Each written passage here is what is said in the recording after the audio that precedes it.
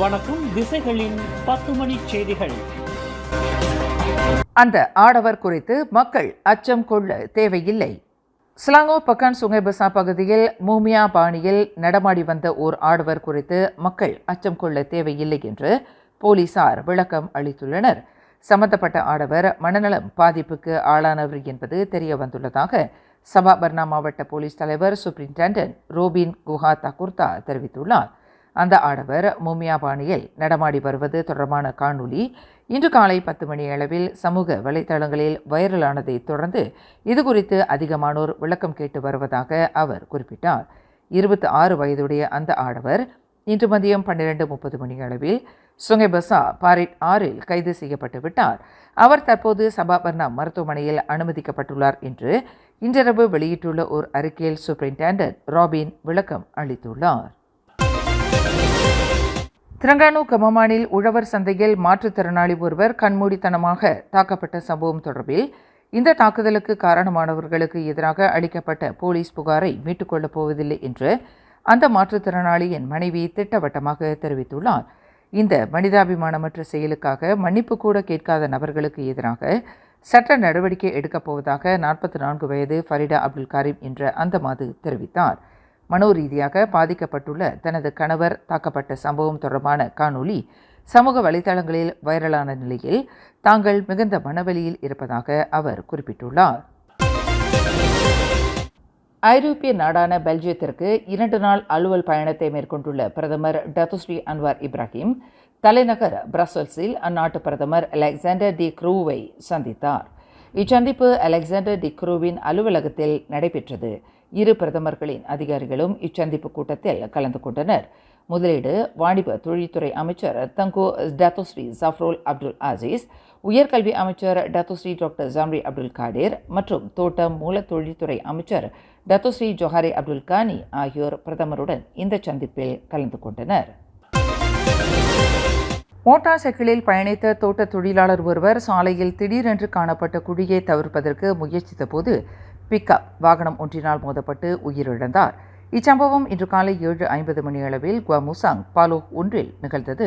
30 வயது மதிக்கத்தக்க அந்த தோட்ட தொழிலாளர் கடுமையான காயங்களுக்கு ஆளாகி சம்பவ இடத்திலேயே மாண்டதாக குவாமுசாங் மாவட்ட போலீஸ் தலைவர் சிக் சுன் ஃபு தெரிவித்தார். மலேசியாவை ஒரு வளர்ச்சி அடைந்த நாடாக அந்தஸ்தை உயர்த்தும் முயற்சியில் அரசாங்கம் அவசரம் காட்டவில்லை என்று பொருளாதார அமைச்சர் ரஃபிசி ராம்லி தெரிவித்துள்ளார். எனினும் நாடு தற்போது சரியான தடத்தில் உள்ளது. 2028 முதல் 2029க்குள் மலேசியா ஒரு வளர்ச்சி அடைந்த நாட்டிற்கான அந்தஸ்தை அடையும் என்பதற்கு இலக்கு கொண்டிருப்பதாக ரஃபிசி குறிப்பிட்டார். தற்போதைய வளர்ச்சி கணிப்பின்படி நாடு ஒரு பொருத்தமான தளத்தில் உள்ளது. ஆசியானின் வியூக நுழைவாயில் என்ற முறையில் அந்நிய முதலீட்டாளர்களின் கவன ஈர்ப்புக்குரிய நாடாக மலேசியா மாறி வருகிறது என்று ரஃபிசி தெரிவித்தார். 9 லட்சம் கையூட்டு தொடர்பாக விசாரணை மேற்கொண்ட மலேசிய ஊழல் தடுப்பு ஆணையமான SPRM அரசாங்க ஏஜென்சி ஒன்றின் இயக்குநரை கைது செய்துள்ளது.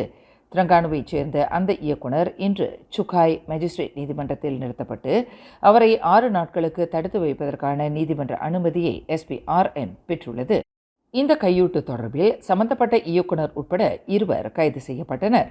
அரசாங்க குத்தகையை பெற்றுக் கொடுப்பதற்கு கைமாறாக அந்த இயக்குனர் 9 லட்சம் ரிங்கிட்டை கையூட்டாக பெற்றதாக கூறப்படுகிறது. வருகின்ற சீன புத்தாண்டை முன்னிட்டு மலேயன் ரயில்வே பெர்ஹாட்டியின் ரயில் பயணத்திற்கு ஏற்படுத்தப்பட்டுள்ள 2,70,000 டிக்கெட்டுகளில் இதுவரை 2,10,000 டிக்கெட்டுகள் விற்கப்பட்டுவிட்டதாக போக்குவரத்து அமைச்சர் ஆந்தனி லாக் தெரிவித்தார். நீண்ட விடுமுறையை ஒட்டி கோலாலம்பூருக்கும் பட்டுவத்துக்கும் லோகோமோட்டிவ் ரயில் சேவையில் நாள் ஒன்றுக்கு கூடுதலாக 2 சேவைகள் அதிகரிக்கப்பட்டுள்ளன. இருவழி டிக்கெட்டுகள் அதிகமாக விற்பனை செய்யப்படவில்லை. மாறாக அதிகமானோர் கிராமங்களுக்கு திரும்புவதற்கு ஒரு வழி டிக்கெட்டுகளையே வாங்கி உள்ளனர் என்று ஆந்தனி லாக் குறிப்பிட்டார். இன்று சிரமானில் EMU KTMB டெப்போவில் ETS கிளாஸ் 93 ரயிலை ஒப்படைக்கும் நிகழ்வில் கலந்து கொண்ட பின்னர் செய்தியாளர்களிடம் பேசுகையில் அவர் இதனை தெரிவித்தார். ஸ்லாங்கூர் குவாலலங்காட் கம்போங் லாடாங் பாத்துவில் செயல்பட்டு வந்த கோழி பண்ணையை மூடுவதற்கு உத்தரவு பிறப்பிக்கப்பட்டுள்ளது. ஈக்களின் படையெடுப்பு ஓரிட மக்களுக்கு பெரும் தொல்லையாக மாறியது மட்டுமின்றி சுகாதாரக்கேட்டிற்கு வித்திட்டதால் அந்த கோழிப்பண்ணை இனி செயல்படுவதற்கு அனுமதி இல்லை என்று தஞ்சோங் சுப்பாட் நாடாளுமன்ற உறுப்பினர் புர்ஹான் அமன் ஷா தெரிவித்தார். அந்த கோழிப்பண்ணையை சுத்தம் செய்யுமாறு ஏற்கனவே அதன் உரிமையாளருக்கு எச்சரிக்கையும் அபராதமும் விதிக்கப்பட்ட நிலையில் அதனை அவர் பொருட்படுத்தவில்லை என்று புர்ஹான் அமன் ஷா குறிப்பிட்டார். மலேசியாவில் வெளிநாட்டு கொடிகள் உட்பட தேசிய சின்னங்களை பொதுவில் காட்சிப்படுத்துவதை முறைப்படுத்தும் சட்டங்கள் ஏற்கனவே உள்ளன என்று சட்ட நிபுணர் ஒருவர் கூறுகிறார். 1949 ஆண்டு சட்டம், 1977 ஆண்டு திருத்தப்பட்ட சட்டம் முதலியவையே அந்த சட்டங்களாகும் என்று மலேசிய பயணீட்டாளர் சங்கங்களின் சம்மேளனமான ஃபோம்காவின் சட்ட ஆலோசகர் டத்தோ இந்திராணி துரைசிங்கம் தெரிவித்துள்ளார். தேசிய சின்னங்கள், கொடிகள் மற்றும் பதாகைகள் எவ்வாறு இருக்க வேண்டும் என்பதை மேற்கண்ட சட்டங்கள் மிக தெளிவாக விளக்குகின்றன. எனவே தேசிய கொடிகள் தொடர்புடைய புதிய சட்டங்கள் அவசியம் இல்லை என்று அந்த சட்ட நிபுணர் வாதிடுகிறார். தனது மகன் ஆசிரியர் ஒருவரால் அடித்து துன்புறுத்தப்பட்டதாக 42 வயது தனித்து வாழும் மாதுவிடமிருந்து போலீசார் புகார் பெற்றிருப்பதாக ஈப்போ மாவட்ட போலீஸ் தலைவர் உதவி கமிஷனர் அபாங் ஜைனால் அபிடின் அபாங் அஹ்மத் தெரிவித்துள்ளார். சம்பந்தப்பட்ட மாது கடந்த டிசம்பர் 14 மதியம் 1:15 மணியளவில் புகார் அளித்திருப்பதை அவர் உறுதிப்படுத்தினார். முதல் கட்ட விசாரணையில் அந்த மாணவனுக்கு சிராய்ப்பு காயம் காணப்பட்டுள்ளது. ஆசிரியர் தாக்கியதால் தான் அந்த காயம் ஏற்பட்டுள்ளதாக அந்த மாது தெரிவித்தார். தற்போது இவ்விவகாரம் குற்றவியல் சட்டம் 322 பிரிவின் கீழ் விசாரணை செய்யப்பட்டு வருவதாக ஜைனால் அபிடின் குறிப்பிட்டார்.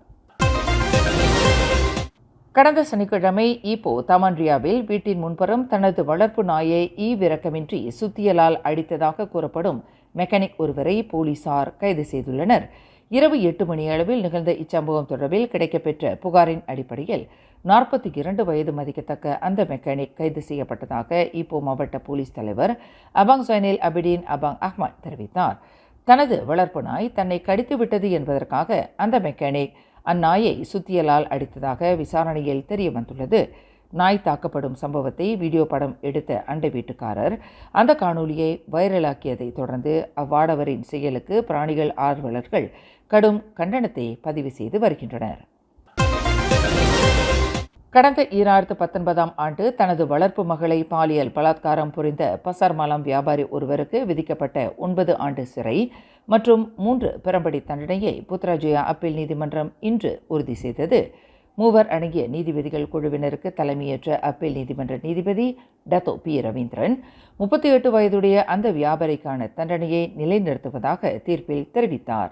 எனினும் தண்டனையை எதிர்த்து கூட்டரசு நீதிமன்றத்தில் மேல்முறையீடு செய்வதற்கு ஏதுவாக அந்த பசாமலாம் வியாபாரியை ஒரு நபர் உத்தரவாதத்துடன் 20,000 ரிங்கிட் ஜாமீனில் விடுவிப்பதற்கு ரவீந்திரன் அனுமதி அளித்தார். மேலும் செய்திகளை தெரிந்து கொள்ள கீழே இருக்கும் பெல் பட்டனை அழுத்துங்கள்.